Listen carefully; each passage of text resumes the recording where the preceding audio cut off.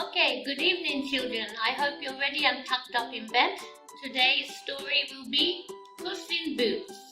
Okay, so if you're ready, let's get started. This is where our story starts, inside a little mill. The miller asks to see his sons because he's really ill. "I'm dying, sons. There's not much time, but what I have is yours. William, you're the oldest, so the mill is yours, of course. George, you take the donkey. Don't let it get too fat. And Tom, my son, the youngest, you can have my cat. I know my father loves me, I'm very sure of that. But I need food and money and not a silly cat." The cat looks up at Tom and says, "I'm not a silly cat. Please bring me a pair of boots, and I need a coat and hat." "What a clever cat you are, to talk to me like that. I'm going to call you Puss in Boots. That's a good name for a cat." Puss takes a sack into the woods and gets a little rabbit. And then he takes it to the king, who is very pleased to have it. "It's from the Prince of Carabas. He caught it in the woods. I want to thank him for his gift and tell him that it's good."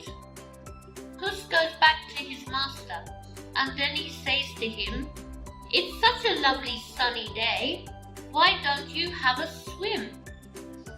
While Tom is in the river, Puss takes his clothes away, and then he runs along the road where the king is on his way. "Someone stole my master's clothes. We need your help today. He doesn't have a thing to wear. They took them all away." "Please give him these," the good king says, and now Tom's clothes are new. Then Alice asks her father, "Can the prince come with us too?" And now the clever little cat has got a clever plan. He knows about a castle with an ogre, a giant man. "I can take that castle and make Tom rich today." He sees some farmers working.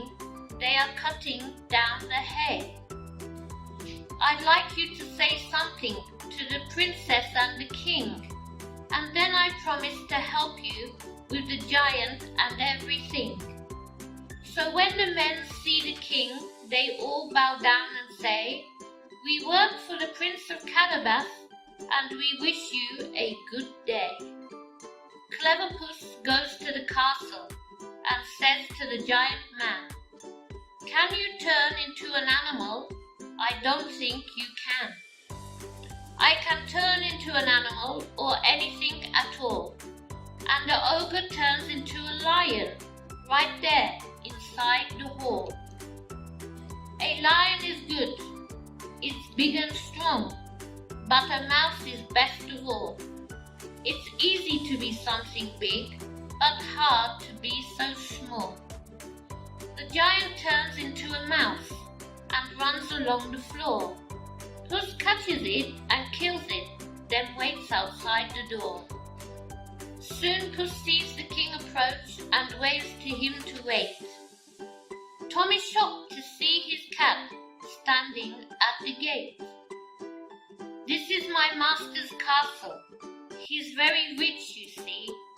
And then Tom turns to Alice and gets down on one knee.